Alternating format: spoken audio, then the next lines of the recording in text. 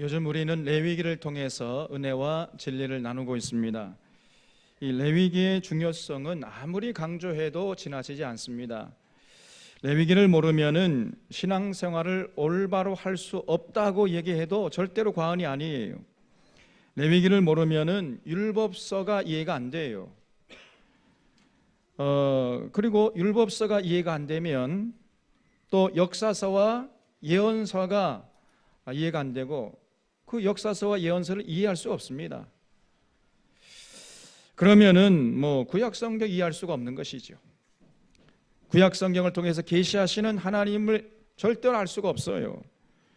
그러면 왜 하나님이 기껏 그 이스라엘 백성들 그렇게 죽을 고생 해가지고 애굽에서 노예에서 해방시켜가지고 탈출시켜가지고 가나안 땅까지 정착시켜가지고 그 하나님의 백성으로 삼았음에도 불구하고 복을 주시기는커녕 맨날 이스라엘 백성들에게 화를 내고 그저 저주를 퍼붓고, 도대체 그 이유가 뭐냐?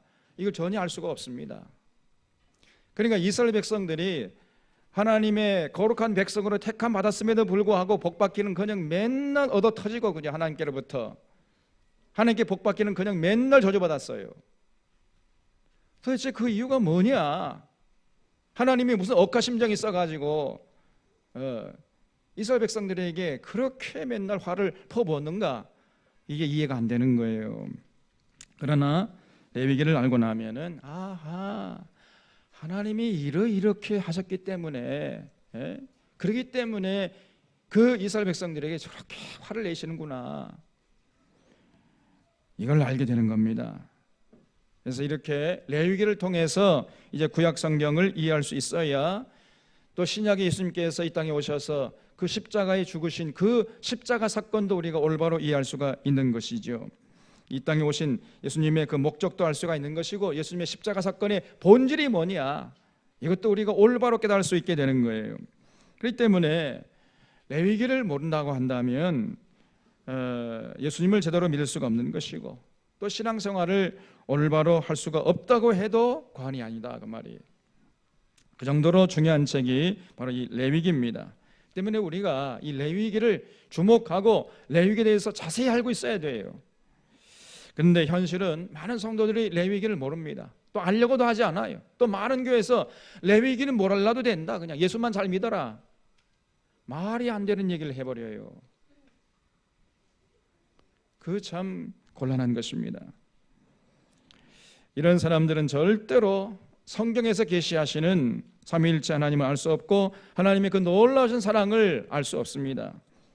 그렇기 때문에 자신이 삶으로 하나님 마음을 아프게 하고 하나님 마음을 푹푹 썩게 하면서도 자기가 하나님 마음을 얼마나 아프게 하는지조차 모르면서 살아가요. 이런 사람들이 너무나 많습니다, 교회 안에. 레위기는 여호와 하나님과 출애굽한 이스라엘 백성들 사이에 맺은 약속을 기록한 거예요.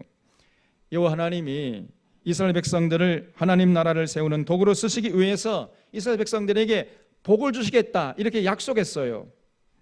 그래야 그 복받은 모습을 보고 하나님께 등을 돌린 열방들이 다시 하나님께로 돌아오지 않겠습니까? 그런 이유로 먼저 이스라엘 백성들에게 내가 복을 주겠다. 그래서 그 복받는 비결로서 주어진 것이 바로 레위기예요. 너희들이 이렇게 살아라, 그러면 내가 복 주겠다는 겁니다. 그래서 이 약속한 것이 바로 이 레위기의 언약이었던 거예요. 제일 먼저 이 레위기에서 거론된 것이 레위기 1장부터 10장까지 나오는 제사에 대한 규례였습니다. 하나님과의 관계를 유지하기 위해서 제사가 제일 중요함을 우리가 알 수 있는 거지요. 그 다음에 이제 레위기 11장에서는 음식에 관한 규례를 말씀하셨어요. 먹거리를 구별해서 올바로 먹어라, 그래야 육신의 건강을 도모할 수가 있다, 예수님께서 이렇게 말씀하신 것이에요. 그리고 레위기 12장부터 15장까지는 질병 관리에 대해서 말씀해 주셨습니다. 그래서 우리가 육체적으로 건강하게 살아가는 것, 여기에 대해서 우리 하나님이 지극한 관심을 갖고 계세요. 우리가 건강해야 하나님 나라를 위해서 이것도 하고 저것도 할 수 있지 않겠어요?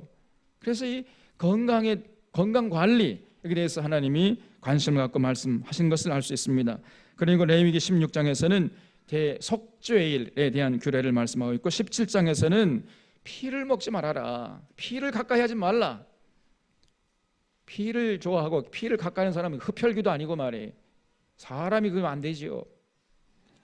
또 18장에서는 애굽과 가나안 족속들의 가나안 풍속을 따르지 말라고 그랬어요. 그리고 오늘 본 말씀인 19장에서는 세상 한복판에 나가서 이웃과 어울려 살면서 그 이웃과의 관계를 어떻게 설정할 것인가, 다시 말씀드리면 도덕과 윤리에 대해서 말씀하시는 것이에요. 이런 면에서 이 레위기 19장은 정말로 중요하다고 볼 수 있습니다. 왜냐하면은요, 사람은 혼자 살 수 있는 존재가 아니잖아요. 이웃과 더불어 살아가는 존재이기 때문에 이 도덕과 윤리법이 굉장히 중요한 것입니다. 그래서 하나님과의 관계, 사람과의 관계, 물질과의 관계, 이 세 가지 관계를 올바로 설정해야 돼요. 그럴 때 우리 인간은 건강하게 행복하게 살 수 있게 되는 것입니다. 이 세 가지 관계 중에서 하나라도 설정이 잘못되면은 절대로 건강하게 행복하게 살 수가 없어요. 여러분, 하나님과 관계가 틀어져 봐요. 그러면 그런 사람은 오히려 출세하면 출세할수록 더 빨리 망하는 겁니다. 우리가 요즘에 보고 있지 않습니까? 하나님과의 관계가 가장 기본이에요. 인간관계 중에서. 두 번째, 인간끼리의 관계, 이웃과의 관계도 원만치 못하는 사람은 절대로 건강하게 행복하게 살 수가 없는 것입니다. 또 물질의 관계 설정이 잘못되면요, 그 사람은 절대로 이 땅을 성공적으로 살 수가 없게 되는 거예요. 그래서 이런 면에서 오늘 이 레위기 19장, 이 도덕과 윤리에 관한 법이 굉장히 중요한 것입니다. 1절 보겠습니다. 여호와께서 모세에게 말씀하여 이르시되 너는 이스라엘 자손의 온 회중에게 말하여 이르라. 너희는 거룩하라. 이는 나 여호와 너희 하나님이 거룩함이니라 그랬습니다. 내가 거룩하니 너희도 거룩해라. 이렇게 명령하신 거예요. 하나님께서 이스라엘 백성들에게 거룩을 강조하세요. 얼만큼 우리가 건강해야 되는가? 하나님만큼 건강하라는 거예요. 하나님만큼 건강이 아니고 거룩하라는 겁니다. 그만큼 하나님께서 우리를 굉장히 높게 보시는 거예요. 하나님이 거룩한 만큼 너희도 거룩해라. 얼마나 대단한 말씀입니까 이게.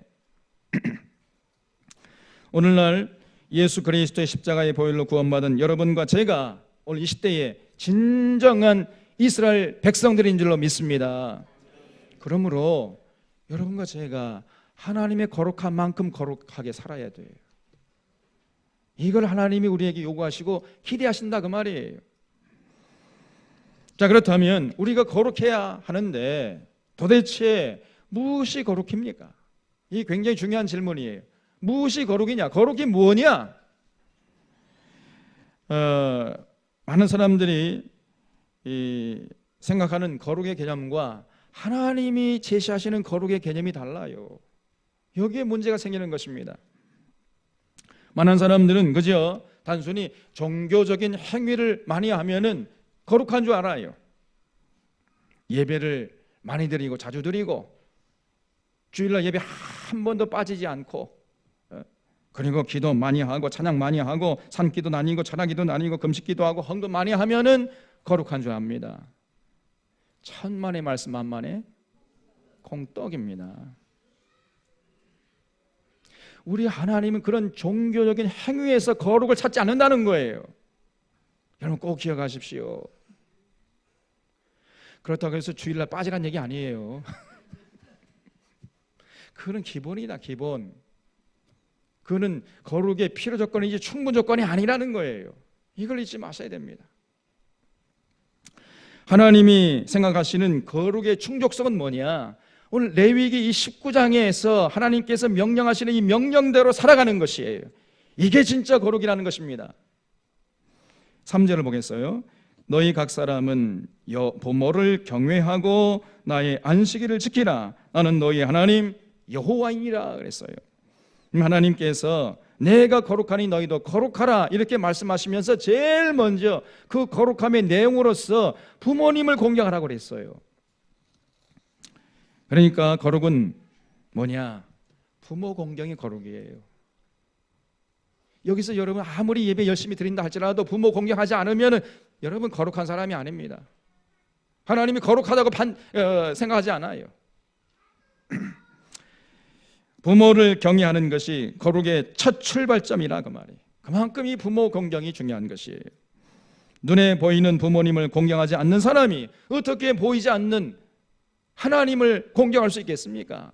어불성설이에요. 이런 면에서 부모 공경은 거룩의 첫걸음이라 말할 수 있는 것이죠.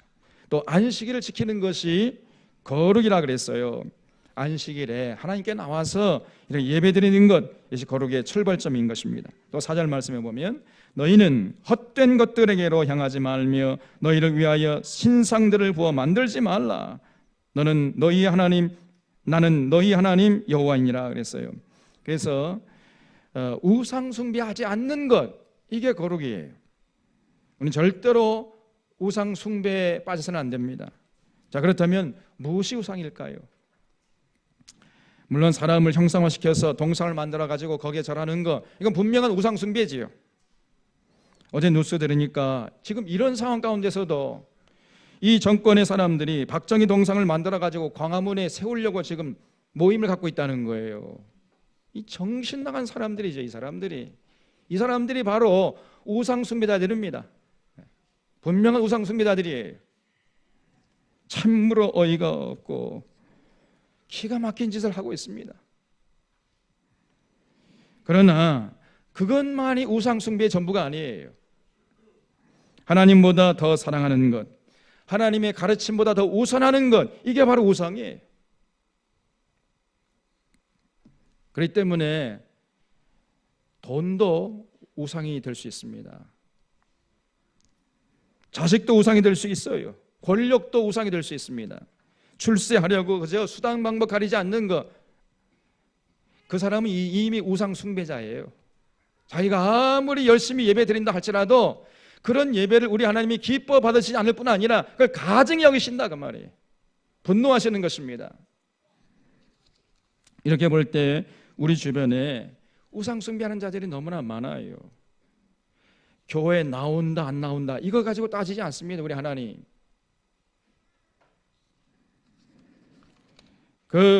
이렇게 출세하려고 또 돈 벌려고 그냥 아귀다툼하면서 수당방법 가리지 않고 부귀영화 누리려고 하고 권력에 아부하고 이런 사람들은 아무리 나와서 열심히 예배드린다 하고 신앙생활을 많이 한다 할지라도 절대로 그 사람은 하나님께서 거룩하다고 하지 않는다 그 말입니다. 오히려 가증히 여기면서 분노하시는 것이에요. 이것이 우리가 믿는 여호와 하나님이세요. 또 5절 말씀에 너희는 화목제물을 여호와께 드릴 때에 기쁘게 받으시도록 드리고 그 제물을 드리는 날과 이튿날에 먹고 셋째 날까지 남았거든 불살라 버려라. 셋째 날에 조금이라도 먹으면 가증한 것이 되어 기쁘게 받으심이 되지 못하고 그것을 먹는 자는 여호와의 성물을 더럽힘으로 말미암아 죄를 담당하리니 그가 그의 백성 중에서 끊어지리라 그랬어요. 하나님께서 화목제물을 셋째 날까지 절대로 남겨두지 말라 그랬어요. 만약에 셋째 날까지 남으면 그 셋째 날에 그 제물은 화목제물은 먹지 말고 전부 불에 태워버려라 이렇게 명령했어요. 만약에 셋째 날에도 그 화목제물을 먹는 자는 그 백성 중에서 다 끊어져 버릴 것이다 그렇게 명령했습니다. 왜 하나님이 그래요? 그 이유가 뭡니까? 두 가지 이유가 있어요. 첫째는 우리의 건강을 위해서입니다. 여러분, 화목제물로 바쳐지는 고기는 대개 쇠고기나 양고기였어요. 그러면 그 쇠고기나 양고기는 오래 보관하지 못합니다. 그 당시에 냉장고도 없었을 거 아닙니까? 그러니까 첫째 날, 둘째 날까지는 괜찮아요. 근데 셋째 날이 되면은 다 그냥 상해버리잖아요. 그 상황을 먹으면은 우리 건강을 도모할 수 없잖아요. 그러니까 먹지 말아라. 3일째 되는 그 고기는 다 불에 태워버려라. 이렇게 명령하시는 것이에요. 근데 요즘에 우리는 이제 냉장고가 있으니까 괜찮다. 이렇게 안심한 사람들이 있어요. 천만의 말씀 만만에 콩떡입니다. 그것도 냉장고에 넣어줬으니까 이제 괜찮겠지 이렇게 생각해요.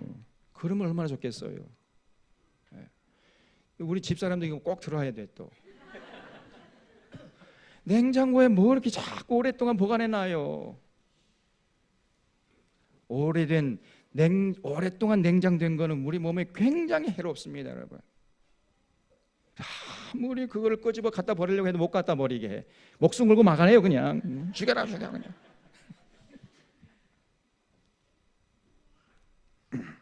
여러분, 냉장고에서도 죽지 않는 균이 있다는 사실을 아셔야 돼요.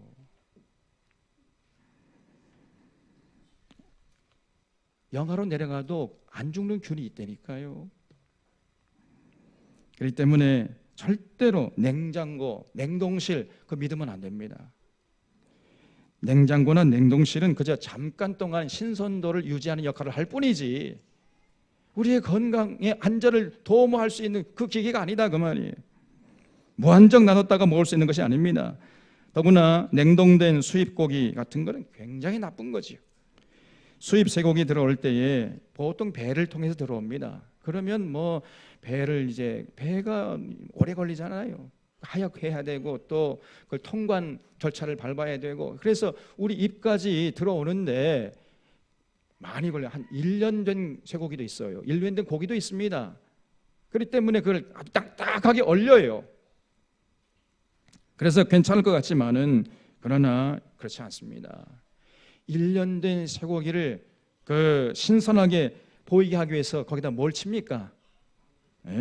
착색제, 발색제라는 식품 첨가물을 다 쳐버려요. 이런 것들을 여러분들이 많이 먹고 오래 먹어봐요. 어떻게 여러분의 건강이 유지될 수 있겠습니까? 그래서 그 외국에서 온 냉장된 고기는 안 먹는 게 남는 거예요. 먹지 마세요. 어지간하면은 수입 냉동된 고기는 안 먹는 것이 좋습니다. 하나님께서 우리의 건강을 위해서 이렇게 자세하게 명령을 해 놓으셨어요. 이 하나님의 명령을 여러분은 경홀히 들으면 안 된다 그 말입니다. 그 화목제물의 고기를 삼을째에는 절대 먹지 말고 불에 태우라고 하신 두 번째 이유가 있어요. 이게 정말 중요한 것입니다. 제물을 잡아서 오늘 먹고 내일 먹고 3일째 되는 날 아무리 많이 남아도 절대로 먹지 말아라. 그걸 태워버려라. 만약에 먹는 놈들은 다 그냥 내가 그 백성 중에서 끊어버리겠다. 이런 명령을 실천하면 어떻게 되겠어요?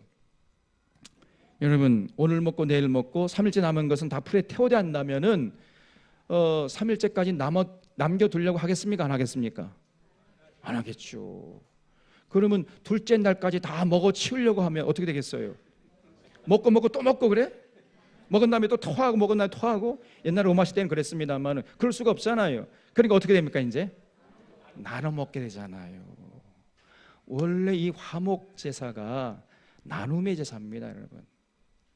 그래서 너 혼자만 잘 먹고 살고 하지 말고 좀 나눠 먹어라. 가난한 사람들, 어려운 사람들, 불안한 사람들, 소외된 사람들, 그 사람들 같이 나눠 가지고 같이 먹고 살아라. 이게 화목 제사의 정신이었던 것이에요. 그렇기 때문에 둘째 날까지는 여러분 소를 잡아보면요, 아무리 그 가정 식구들이 많아도 소 한 마리 잡으면은 한 가족이 둘째 날까지 다 먹을 수 있어요? 제가 어렸을 때 저희 집안이 조금 살았거든요. 그래가지고 저희 겨울이 되면은 반드시 어머니가 흑염소를 잡았어요. 흑염소 한 마리 잡으면은 우리 식구가 5명, 6명, 뭐 이제 누가 오면 그러면은 그 흑염소 한 마리를 가지고 겨우 내내 먹었습니다. 겨우 내내. 어떻게 먹었지? 근데 그러니까 소를 한 마리 잡으면은 3일째까지 남겨두면 안 된다. 남은 거 다 태워버려라. 그럼 이튿날까지 다 처분해야 되니까 자연스럽게 이웃과 나눠 먹게 되는 거지요. 그래서 더불어 사는 삶을 실천하도록 하나님께서 이렇게 이스라엘 백성들을 이끄셨던 것이에요. 그래서 이렇게 더불어 사는 삶을 훈련시키기 위해서 명령하신 그 명령에 따라서 이웃과 고기를 나눠 먹는 것, 이것이 거룩이라는 거예요. 또 9절을 보겠습니다. 너희가 너희 땅에서 곡식을 거둘 때 너는 밭모퉁이까지 다 거두지 말고 내 떨어진 이삭도 줍지 말며 내 포도원의 열매를 다 따지 말며 내 포도원에 떨어진 열매도 줍지 말고 가난한 사람과 거리민을 위하여 버려두라. 나는 너희 하나님 여호와이니라 그랬어요. 추수할 때 모든 곡식을 다 거두지 말고 조금 남겨놓으라는 겁니다. 그래야 그 남겨진 것을 가지고 가난한 사람들, 고아나 객이나 과부들이 그걸 주워 먹고 살 수 있지 않겠느냐, 이런 명령을 하신 것이에요. 그리고 추수하다가 흘린 거 다시 가가지고 줍지 말래요. 그냥 내버려도 그 일부러 또 흘리랬죠, 조금씩. 그래야 어려운 이웃들이 그거 가지고 먹고 살지 않느냐. 항상 이웃을 배려하라는 것입니다. 너 혼자만 잘 먹고 살려고 하지 말아라. 이거 하나님의 간절한 소원이요 명령이에요. 더불어 살아라. 가로 열고 제발 가로 닫고. 이게 하나님 마음이 여기 담겨 있는 것이에요. 예수 믿는 사람들이 이런 하나님의 마음을 해야 되는 것입니다. 그래서 이웃과 더불어 살라는 하나님의 명령을 마음판에 새기고 실천하면서 살아가는 것, 이것이 거룩이라는 거예요. 또 11절에 너희는 도둑질하지 말며 속이지 말며 서로 거짓말하지 말며 너희는 내 이름으로 거짓 맹세함으로 내 하나님의 이름을 욕되게 하지 말아라. 나는 여호와니라. 이렇게 했어요. 이렇게 사는 것, 이것이 거룩입니다. 또 13절 이하의 말씀에 너는 내 이웃을 억압하지 말며 착취하지 말며 품꾼의 삭슬 아침까지 밤새도록 내게 두지 말며 너는 귀먹은 자를 저주하지 말며 맹인 앞에 장애물을 놓지 말고 내 하나님 여호와를 경외하라. 나는 여호와니라 그랬습니다. 권력자에게 있어서 거룩이 뭡니까? 이웃을, 그 권력을 남용해가지고 억압하고 착취하지 않는 것, 이게 거룩이에요. 또 사업가의 거룩은 노동자의 노동력을 착취하지 않는 것이라는 것입니다. 일을 시켰으면은 그 임금을 제때 줘야 되는 것이죠. 삶의 현장에서 이것을 실천하지 않고 아무리 그 교회 와가지고 예배를 열심히 드리고 많이 드리고 자주 드려도 하나님은 절대 거룩하다고 하지 않는다는 거예요. 아니, 그런 사람들이 드리는 예배를 우리 하나님이 가증히 여기시고 분노하시는 것입니다. 이런 분이 우리가 믿는 여호와 하나님이세요. 또 15절을 보겠습니다.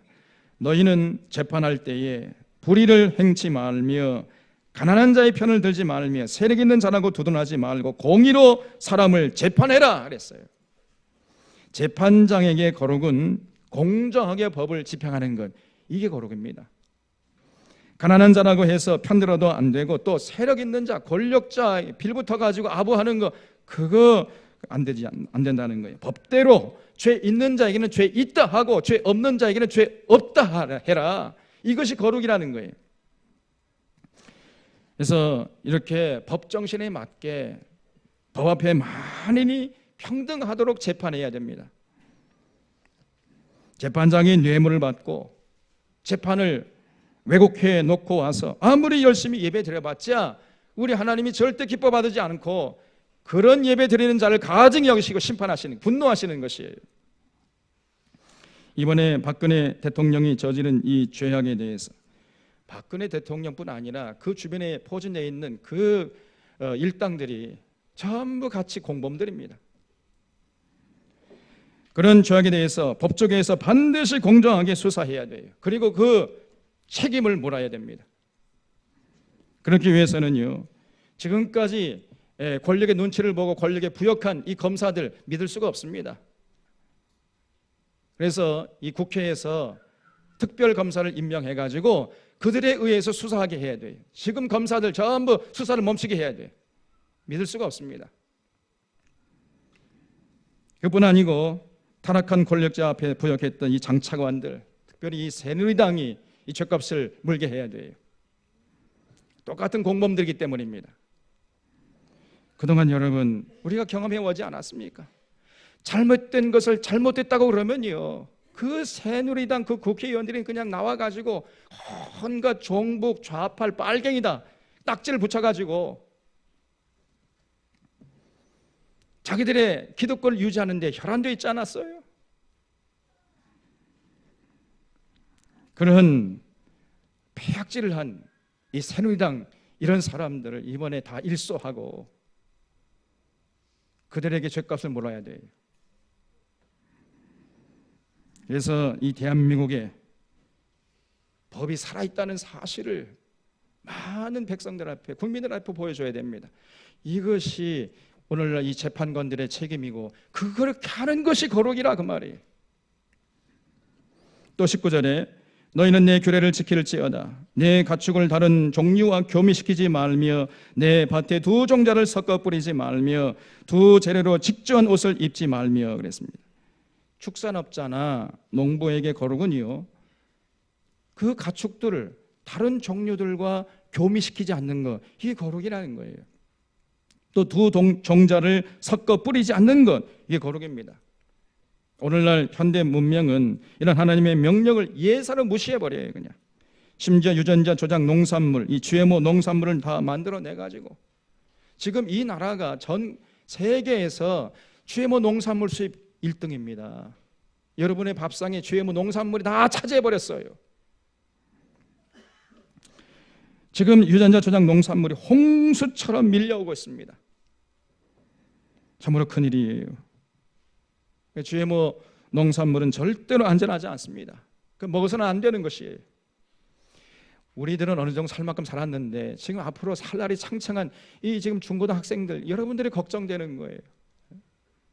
그런 GMO 농산물을 먹으면은 절대로 여러분이 건강할 수가 없는 것이에요. 그럼 어떻게 되겠어요? 예전에 어떻게 되겠니? GMO 농산물 먹지 않게 해주세요. 엄마한테 부탁해야지. 지금 현재 시중에서 시판되고 있는 콩기름, 카놀라유 기름 거의 100%예요. 거의 100% 미국산 GMO 농산, 미국산 콩, 미국산 카놀라로 만들었어요. 그러므로 여러분도 절대로 시중에 파는 콩기름, 카놀라 기름 먹으면 됩니까? 안 됩니까? 안 된다 그 말이에요. 그래서 여러분 우리 교회 식당에 가면요 콩기름 없습니다. 진짜 없죠? 그 쓰지 않아요.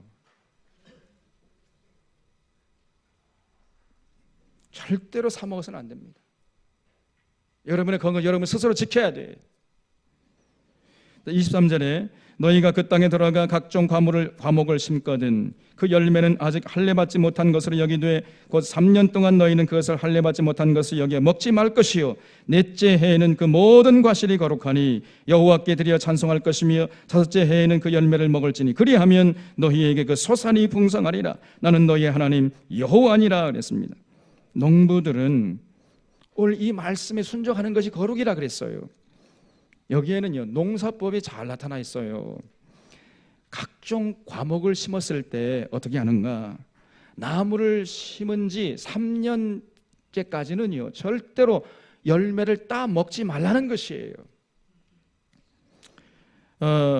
그래서 첫째 해에 나무에 꽃이 피고 이제 꽃이 떨어지고 열매가 맺히기 시작하잖아요. 그러면 그걸 놔두지 말고 그 열매를 따서 버리라는 겁니다. 둘째 해도 그렇고 셋째 해도 그렇고 그렇게 해가지고 3년 동안은 열매가 달리지 못하게 꽃 떨어지고 열매가 맺히면은 크도록 그냥 방치하면 안 된다는 거예요. 그건 전부 이거 열매를 조금만 있을 때 다 따서 버리라 그 말이에요. 그러면 어떻게 되죠? 나무가 충분히 마음 놓고 부쩍부쩍 성장하는 충실한 나무가 된다 그 말이죠. 만약에 그렇지 않으면 어떻게 되겠어요? 가만두면 어떻게 되겠어요?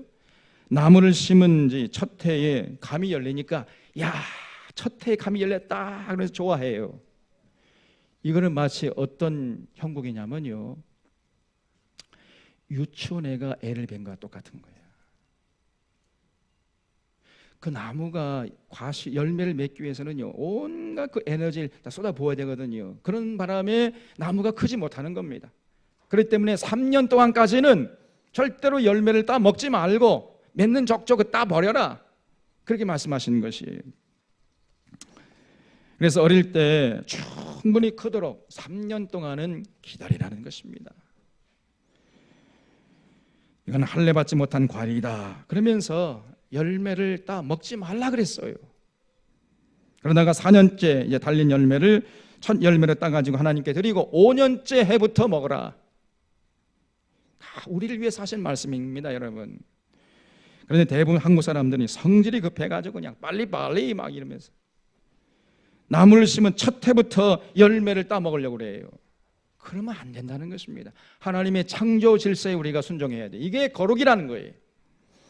또 쭉 넘어가서 35절 이하를 보겠습니다. 너희는 재판할 때나 길이나 무게나 양을 잴 때 불의를 행하지 말고 공평한 저울과 공평한 주와 공평한 에바와 공평한 흰을 사용하라. 나는 너희를 인도하여 애굽 땅에서 나오게 한 너희 하나님 여호와이니라. 너희는 내 모든 규례와 내 모든 법도를 지켜 행하라. 나는 여호와이니라 그랬어요. 재판할 때 판사가 법을 공정하게 집행해야 되겠지요. 이것이 거룩이라는 거예요. 또 사업가에게 거룩은 정직하게 성실하게 상도일을 지키는 것입니다. 사업할 때에 정직하게 성실하게 땀 흘려 일해야지 저울을 속이고 눈을 속이고 이렇게 하면서 돈 벌려고 해서는 안 된다는 거예요. 그렇게 하지 않는 거, 이게 거룩이에요. 또 31절에 너희는 내 모든 규례와 내 모든 법도를 지켜 행하라. 나는 여호와이니라. 지금 하나님이 출애굽한 이스라엘 백성들에게 거룩을 요구하시는데 놀랍게도 그 거룩의 개념이 우리가 생각하는 것과는 너무나 많이 다르지 않아요? 우리는 그저 열심히 예배드리고 기도 많이 하고 찬양 많이 하고 헌금 많이 하면 거룩한 줄 알았어요. 하나님은 그게 아니래요. 하나님의 거룩은 레위기 19장 1절부터 36절까지 명령하신 그 명령을 마음판에 새기고 실천하며 살아가는 그 삶의 현장에서 하나님께서 거룩하다고 판정하시겠다는 것이에요. 그래서 무엇이 거룩이냐? 부모 공경이 거룩이에요. 가정에서. 또 안식을 지키는 것이 거룩이고 우상 숭배하지 않는 것이 거룩이고 가난한 자, 소외된 자, 뒤처진 자, 그런 자들과 더불어 살려고 하는 이런 모습을 잃지 않는, 이게 거룩이고 권력자는 권력을 남용하지 않고 이웃을 착취하지 않는 것, 이게 거룩이라는 것이에요. 재판장은 재판을 공정하게 집행하는 것, 이게 거룩이에요. 자기 이익을 위해서 이웃의 피를 흘리지 않는 것, 이게 거룩입니다. 다시 말해서 하나님께서 말씀하시는 거룩은 우리의 삶에 초점이 맞춰져 있어요.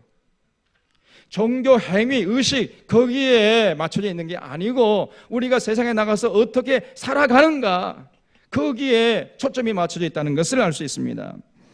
우리의 삶이 하나님의 명령에 순종하며 살아가는 것, 그래서 세상 사람들과는 조금 구별되게 살아가는 것, 이게 거룩이라고 말씀했어요.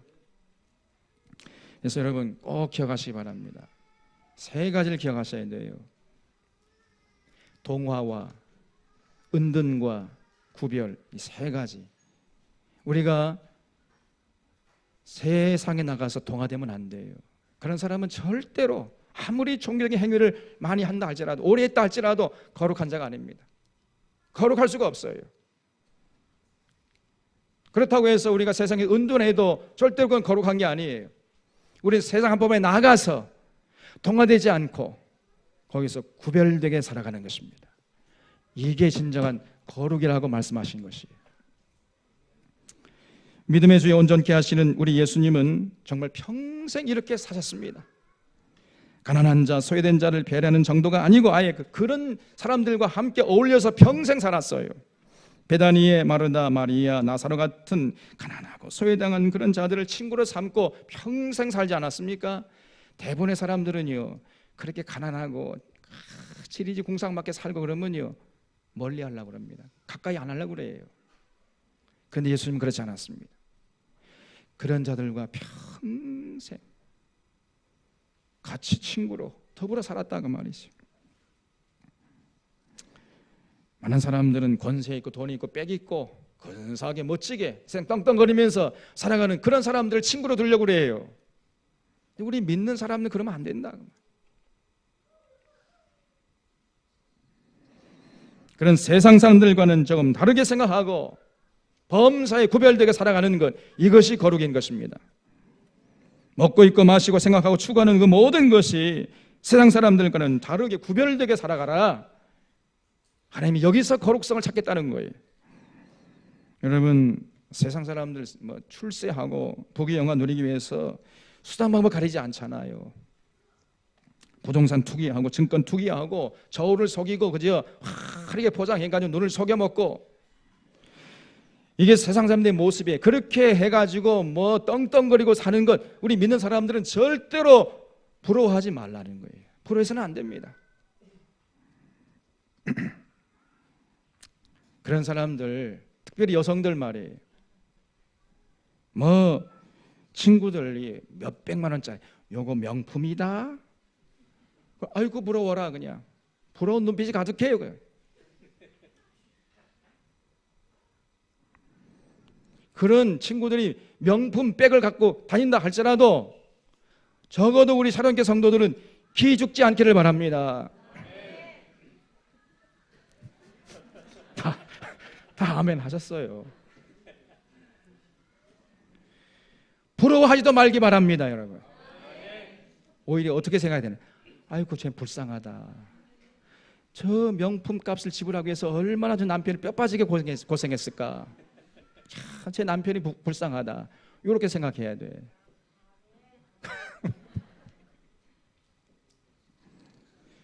그렇게 생각하고 그렇게 행동하는 것이 뭐라고요? 거룩이라는 거예요. 그게 거룩이다. 예?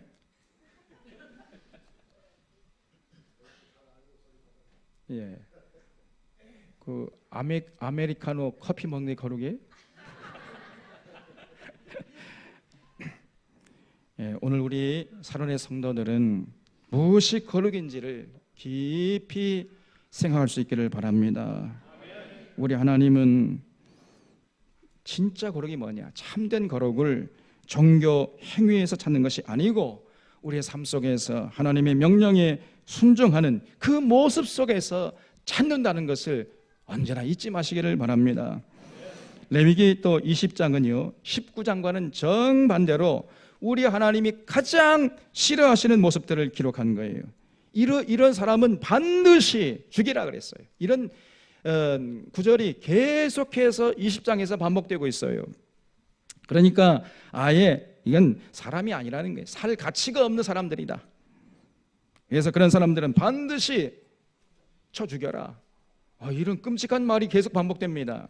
어떤 사람들이냐, 2절 말씀에 보면 자식을 제물로 우상에 바치는 거예요.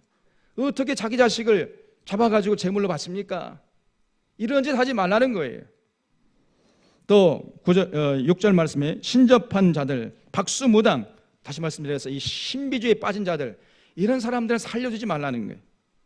또 9절에 자기를 낳아준 아버지나 어머니를 저주하는 불효자식들, 이런 사람들은 살 가치가 없다는 겁니다. 그런 인간 사회 속에서 제거해버려라, 그렇게 말씀했어요. 또 10절부터 21절까지는 여러 가지 다양한 성적인 그 타락한 모습들을 제시하면서 그런 사람들은 살려두지 말아라, 다 돌로 쳐 죽여라 그랬어요. 살 가치가 없다는 거죠.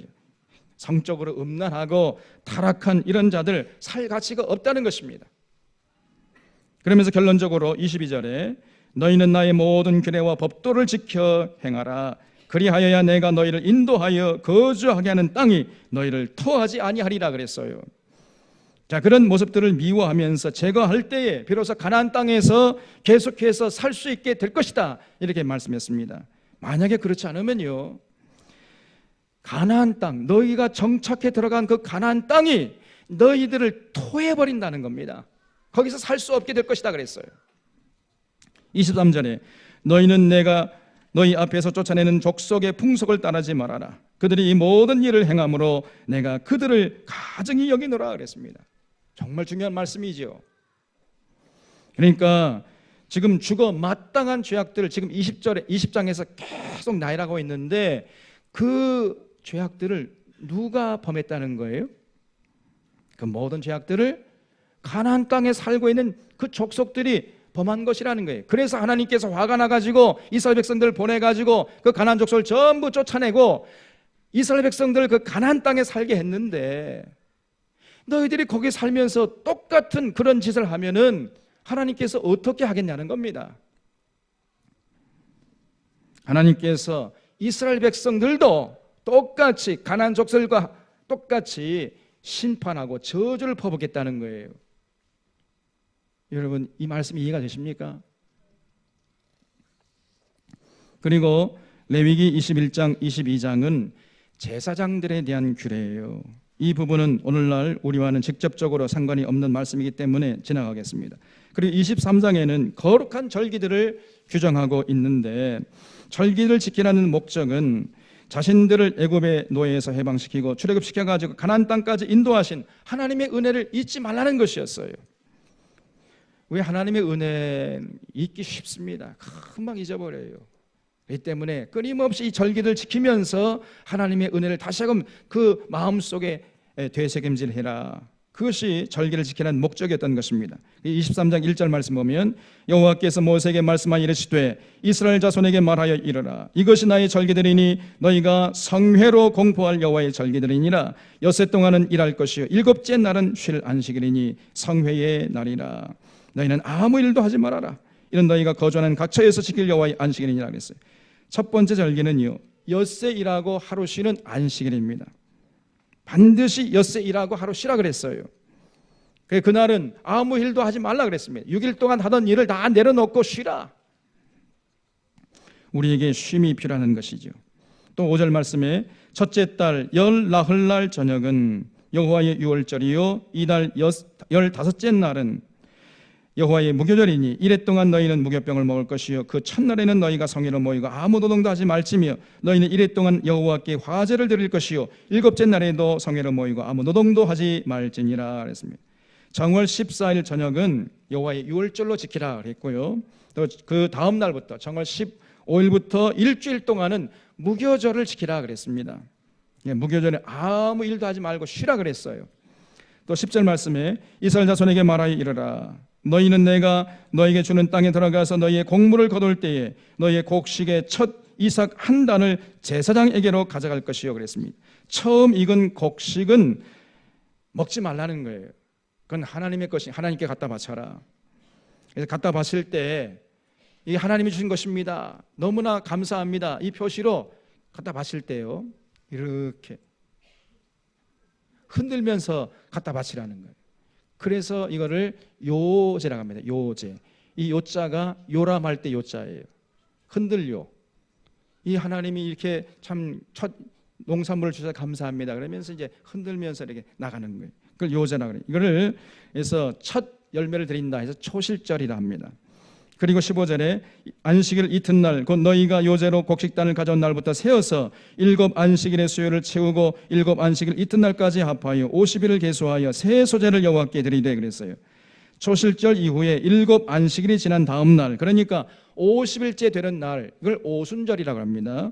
이걸 또 다른 말로 77절이라고 하는데 이 오순절 77절 지키라 그랬어요. 또 24절에 이스라엘 자손에게 말하여 이르라. 7째 달 곧 그 달 첫날은 너에게 쉬는 날이 될지니 이는 나팔을 불어 기념할 날이여 성회라. 어떤 노동도 하지 말고 여호와께 화제를 드리라 그랬습니다. 7월 1일은 유대인들이요 신년으로 지켜요. 그래서 이 7월 1일이 되면 유대인들은 야 이제 새해가 되었다 그러면서 모여가지고 나팔을 불면서 기념하는 거예요. 그래서 그날을 나팔절이라 합니다. 7월 1일 나팔절 지키라 그랬어요. 26절에 여호와께서 모세에게 말씀하여 이르시되 7째 달 열흘 날은 속죄일이니 너희는 성회를 열고 서로 괴롭게 하며 여호와께 화제를 드리고 이날에는 어떤 일도 하지 말 것은 너희를 위하여 너희 하나님 여호와 앞에 속죄할 속죄일이 됨이니라 그랬습니다. 그러니까 7월 10일은 이스라엘 백성들의 죄를 속하는 속죄일로 지키라 그랬어요. 그 백성들이 하루를 쉬면서 1년 동안 자신들이 하나님께 지은 죄를 생각하면서 슬퍼하고 아파하는 이런 날로 지키라는 것입니다. 또 34절에 이스라엘 자손에게 말하여 이르라. 7째 달 15째 날은 초막절이니 여호와를 위하여 이래 동안 지킬 것이라. 첫날에는 성회로 모일지니 너희는 아무 노동도 하지 말지며 그랬어요. 7월 15일부터 8일 동안 지키는 절기를 초막절이라 그래요. 이때가 되면 한 해 농사 다 마칩니다. 그래서 수확한 농산물을 창고에 저장하고 한 해 동안 베푸신 은혜를 생각하면서 하나님께 감사하는 절기, 이거를 초막절이라고 그래요. 혹은 수장절, 장막절이라고도 합니다. 지금도 경건한 유대인들은요 이 절기를 반드시 지킵니다. 그래서 초막절이 되면은 절대로 집안에서 안방에서 비단 이불 덮고 자지 않아요. 안방 자기 집안에 그 마당에다가 얽히설키 이 초막을 지어놓고 거기서 8일 동안 이렇게 살아갑니다. 지금 유대인들이 그렇게 하고 있어요. 그러면서 자신들을 40년 광야 생활에서 인도하셨던 하나님의 은혜를 자손 대대에게 전하는 것이에요. 이게 초막절이에요. 그러니까 이렇게 이제 1년 동안 지키는 절기를 가만히 따져보면요, 쉬는 날이 참 많지요. 연중으로 따져보면요, 우리들이 쉬는 날만큼 쉬는 것 같아요. 그러니까 엿새일하고 하루 쉬는 안식일 52주가 있잖아요. 안식 52일. 그 다음에 무교절 7일 동안 또 쉬라 그랬지요. 그 다음에 요제 바치는 하루 또 쉬라 그랬어요. 나팔절 하루 쉬고 대속제일 7월 10일 하루 쉬고 또 7월 15일부터는 8일 동안 또 쉬라 그랬어요. 그러니까 이걸 다 합하면은 70일이 돼요. 70일. 여러분 지금 직장에서 며칠 1년에 며칠 쉽니까? 한번 따져보세요. 52주 여러분 쉬죠? 주일날 나 쉬잖아요. 물론 뭐 주일날 출근하는 직장도 있습니다. 그건 이제 빼고 대부분 주일 쉬잖아요. 52일 또 쉬고 그 다음에 이제 휴가 해가지고 일주일 정도 쉬죠. 그러면 59일. 그 다음에 월차 해서 매월 하루씩 쉬잖아요. 그럼 12일 하면 71일 정도 돼요. 그러니까 지금 이스라엘 백성들이 우리가 쉬는 만큼 쉰 것을 알 수 있어요. 이렇게 쉬면서 하나님의 은혜를 생각하고 다시 마음속에 새기면서 하나님께 감사하는 이런 절기를 지키라 그랬습니다. 오늘날 교회가 지키는 절기들도 이런 정신을 지키면서 이런 정신을 살면서 지켜야 돼요. 이것을 우리가 교회력이라고 하는데 대표적인 것이 이제 주일이 있잖아요. 주일. 그다음에 대강절, 성탄절, 그리고 사순절, 그리고 종료주일, 고난주일, 고난주간, 부활주일, 예수님 승천주일, 성령 강림주일, 그리고 맥주감사주일, 그리고 종교개혁주일, 이런 걸 우리가 지키지 않습니까? 이런 절기를 지킬 때마다 그 절기의 본래적인 의미를 마음속에 새기면서 하나님께 나가서 온전한 절기를 지키려고 애를 써야 됩니다. 그것이 건강한 삶을 유지하는 데 필수적이다 그 말이죠. 그래서 우리 전원의 성도들은 늘 이 하나님의 은혜를 다시 한번 마음속에 새롭게 새기고 성경의 진리로 무장해서 삼위일체 하나님을 기쁘게 하는데 최선을 다하는 자들이 다 되시기를 주님의 이름으로 축원합니다. 기도하겠습니다. 참 고마우신 하나님,